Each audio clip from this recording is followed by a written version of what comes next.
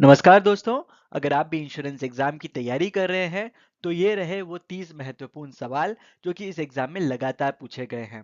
अगर ये वीडियो काम की लगी हो तो वीडियो पे लाइक, चैनल को सब्सक्राइब और नीचे कमेंट बॉक्स में थैंक यू लिखना ना भूलना।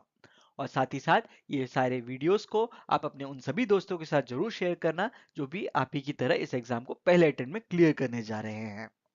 तो दोस्तों पहले सवाल पे चलते हैं। आज प्रचलित बीमा का मूल कहाँ देखा जा सकता है?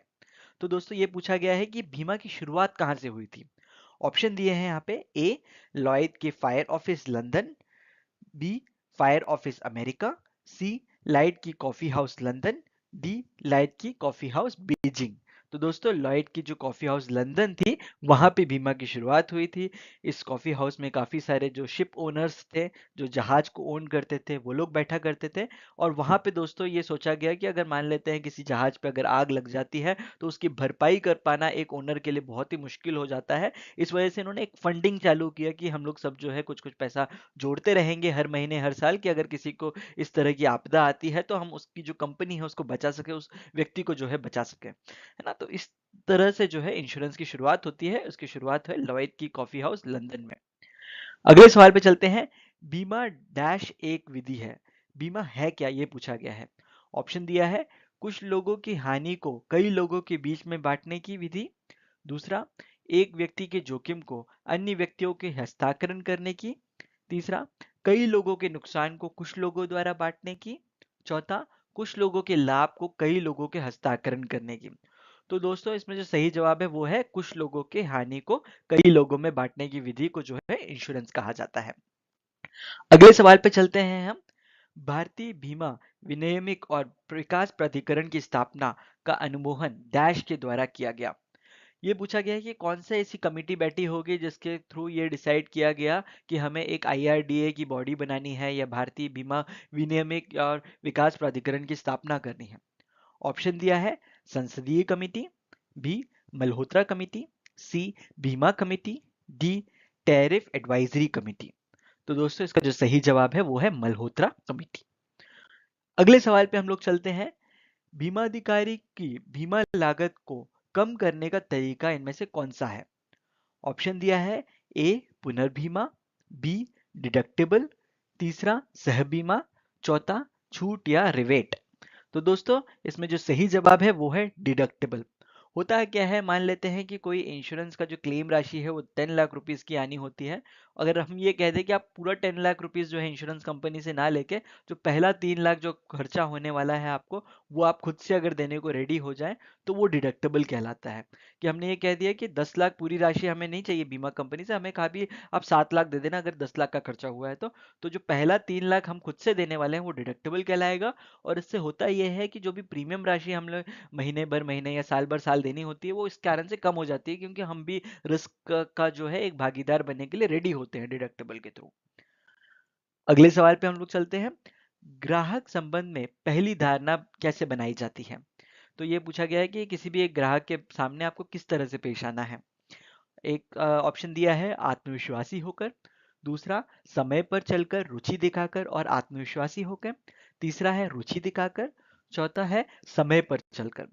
तो दोस्तों इसका जो सही जवाब है वो है कि समय पर जाना है, रुचि दिखानी है आपको कस्टमर में, और आत्मविश्वासी होकर जो है आपको पॉलिसी बेचनी है। ओके। अगले सवाल पे हम लोग चलते हैं। यहाँ पे बताया गया है बीमाकर्ता बीमा लोकपाल के क्षेत्र के अंतर्गत डैश संबंधित दावों की शिकायत की जा सकती है। ऑप्शन बताया गया है यहाँ पे कि ये पूछा गया है कि इनमें से कौन कौन से चीजों के बारे में हम शिकायत कर सकते हैं। ऑप्शन दिया है सभी व्यक्तिगत बीमा। दूसरा है जीवन बीमा। तीसरा है सामान्य बीमा।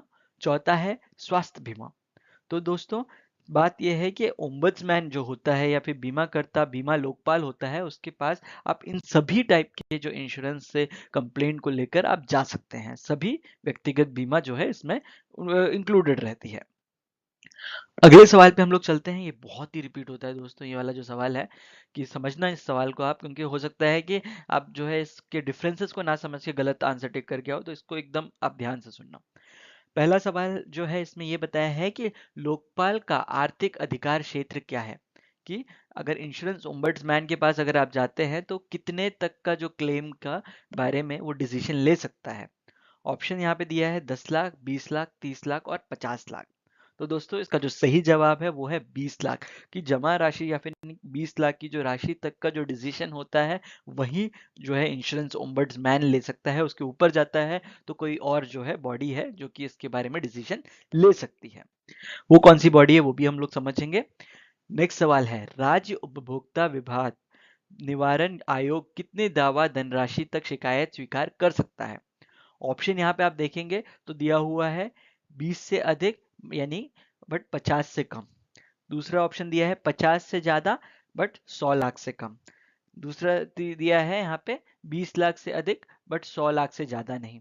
और चौथा ऑप्शन दिया है यहाँ पे 10 लाख से अधिक किंतु 50 लाख से अधिक नहीं। तो दोस्तों यहाँ पे आपको समझना है इसका करेक्ट आंसर है 20 लाख से अधिक बट 100 लाख से कम। ओके, तो आप ये समझिएगा जो पहला वाला था इंश्योरेंस ओम्बड्समैन वो केवल जो है 20 लाख से कम की राशि तक में जो है आपको कंप्लेंट ले सकता है। वहीं पे अगर 20 लाख से ऊपर की राशि की जब बात आ जाती है तो वो चला जाता है वो case state consumer dispute redressal commission के पास। इसका मतलब राज्य उपभोक्ता विवाद निवारण आयोग के पास जो है ये केस जाता है अगर आप कंप्लेंट करते हैं तो। इसका जो तीसरा वर्जन है वो है सबसे इंपॉर्टेंट कि नेशनल कमीशन यानी कि राष्ट्रीय उपभोक्ता आयोग की अधिकतम डैश क्षतिपूर्ति दावा धनराशि के विवाद में स्वीकार कर सकती है। तो 3 लेवल्स हैं दोस्तों यहाँ पे। एक तो हो गया इंश्योरेंस ओम्बड्समैन का, दूसरा स्टेट का हो गया, तीसरा हो गया नेशनल कमीशन, हो गया ये राष्ट्रीय उपभोक्ता। तो जब बात आती है राष्ट्रीय उपभोक्ता की तो ये जो है वो 100 लाख जो अमाउंट होता है उतने अमाउंट तक की जो है राशि तक का वो डिसीजन ले सकता है। ओके, 3 लेयर्स हैं। 20 लाख से कम है तो आपका जो है बीमा लोकपाल हो गया, जो उसके ऊपर 20 से लेकर 50 है तो आप जो है स्टेट के पास जाते हैं, और अगर 1 लाख जो है 100 लाख से अधिक है तो आप जो है राष्ट्र उपभोक्ता आयोग के पास जाते हैं। ठीक है, अब अगले सवाल पे हम लोग चलते हैं। लोकपाल को अपनी सिफारिशें देने के लिए निर्धारित समय भी सीमा क्या है यदि दोनों पार्टी उसकी मध्यस्थता के लिए तैयार हों तो कितने दिनों के अंदर लोकपाल को अपना जो है सिफारिश या फिर रिकमेंडेशन दे देना चाहिए अगर दो पार्टी जो है आपसी समझौते के लिए रेडी हो कंप्लेंट के बाद? तो ऑप्शन दिया है यहाँ पे, ए 15 दिन, बी 1 माह, सी 45 दिन और डी 2 माह। तो दोस्तों इसका जो सही जवाब है वो है 1 माह। ओके, 15 या 45 नहीं, 1 माह का टाइम रहता है जिसके बीच में जो है लोकपाल को अपनी सिफारिशें सामने रखनी होती है जिससे कि दो पार्टीज जो है अपने बाप में ही इसके बीच में मध्यस्थता ला सके। अगले सवाल पे हम लोग चलते हैं। भारत ने बीमा विनियमन के मुख्य उद्देश्य क्या है? ऑप्शन दिए हैं यहाँ पे, सरकार की आय को बढ़ाना, दूसरा ग्राहकों के मतभेद को दूर करना, तीसरा है बीमा कंपनियों के हित के लिए रक्षा करना, चौथा है बीमा धारक के हित की रक्षा करना। तो दोस्तों जो इंश्योरेंस रेगुलेशन या फिर बीमा विनियम है उसका जो मुख्य उद्देश्य होता है बीमा धारक के हित की रक्षा करना। ओके, ये जो है ऑप्शन यहाँ पे गलत दिया है, सी नहीं, इसका आंसर जो है डी आएगा, बीमा धारक के हित की रक्षा करना। अगले सवाल पे हम लोग चलते हैं। आईआरडीए के सुझाव के अनुसार एजेंट की न्यूनतम योग्यता डैश पास होनी चाहिए। तो कितने जो है योग्यता होनी चाहिए अगर कोई व्यक्ति इंश्योरेंस एजेंट बनना चाहता है? तो ऑप्शन दिया है, A 8th standard, B 10th standard, C 12th standard और डी ग्रेजुएट। तो दोस्तों इसका जो सही जवाब है वो है 10वीं पास अगर कोई व्यक्ति हो तो वो व्यक्ति जो है इंश्योरेंस एजेंट बन सकता है। अगले हम सवाल पे चलते हैं। निम्नलिखित में से कौन सा विकल्प रमेश द्वारा बीमित नहीं किया जा सकता? कि अगर एक रमेश व्यक्ति है वो अगर किसी के लिए बीमा कराना चाहता है तो वो इनमें से किस चीज के लिए नहीं करा सकता, ये पूछा गया है। एक है ऑप्शन रमेश का घर, दूसरा है रमेश की पत्नी, तीसरा है रमेश का दोस्त, चौथा है रमेश के अभिभावक। तो दोस्तों इसमें जो है आप देख सकते हैं, आप भी बता सकते हैं कि इसका जो सही जवाब है वो है रमेश का दोस्त। रमेश अपनी वाइफ के लिए कराए ठीक है, अपने पेरेंट्स के लिए कराए ठीक है, अपने घर के लिए कराए इंश्योरेंस ठीक है, बट रमेश अपने दोस्त के लिए जो है इंश्योरेंस नहीं करा सकता।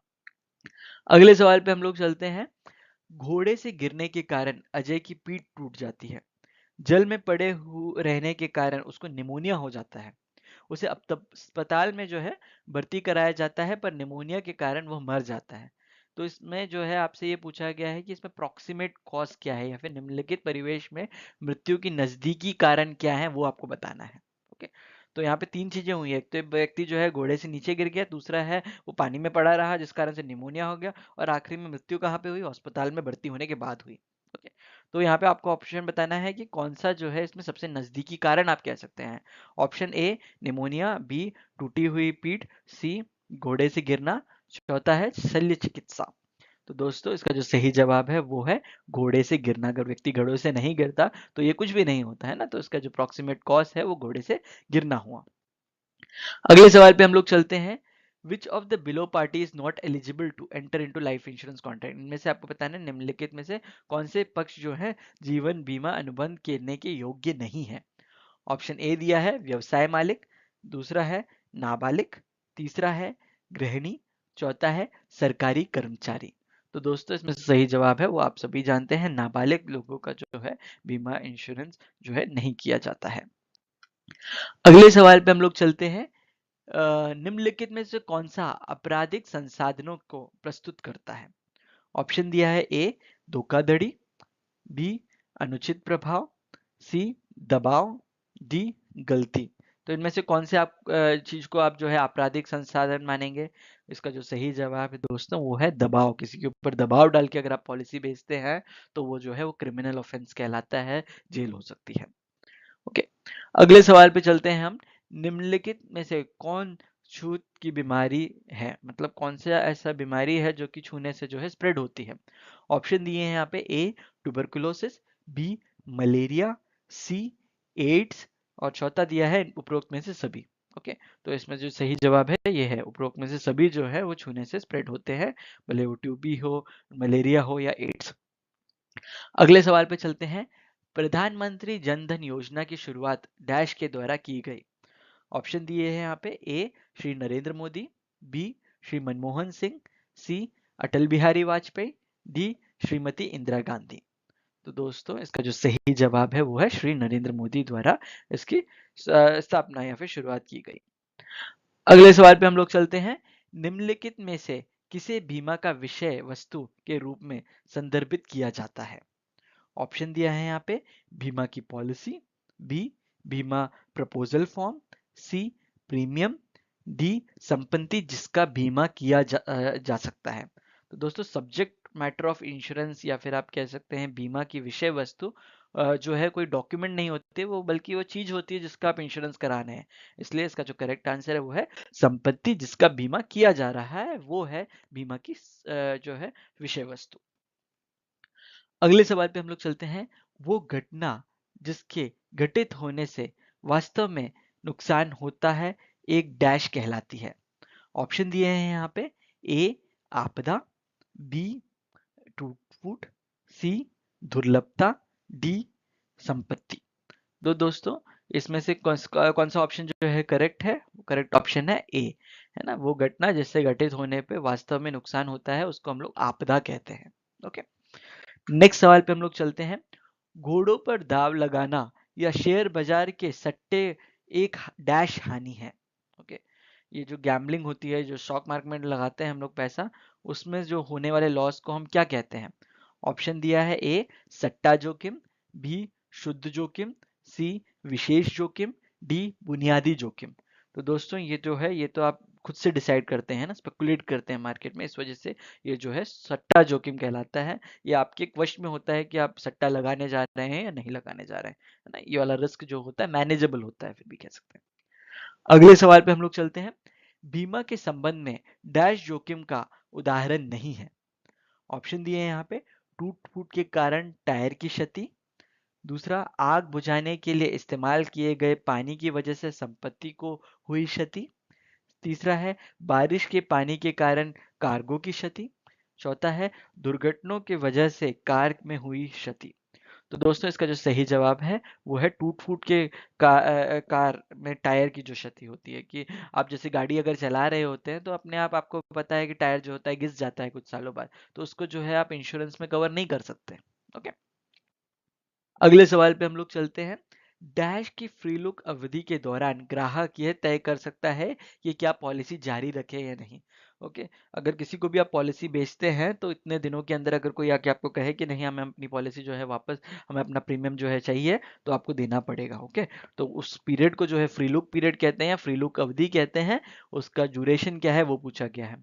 ऑप्शन दिए हैं A 28 days, B 21 days, C 15 days and D 10 days. तो दोस्तों इसका जो सही जवाब है वो है 15 दिन या फिर 15 डेज। ओके, अगले सवाल पे हम लोग जो है चलते हैं इसके।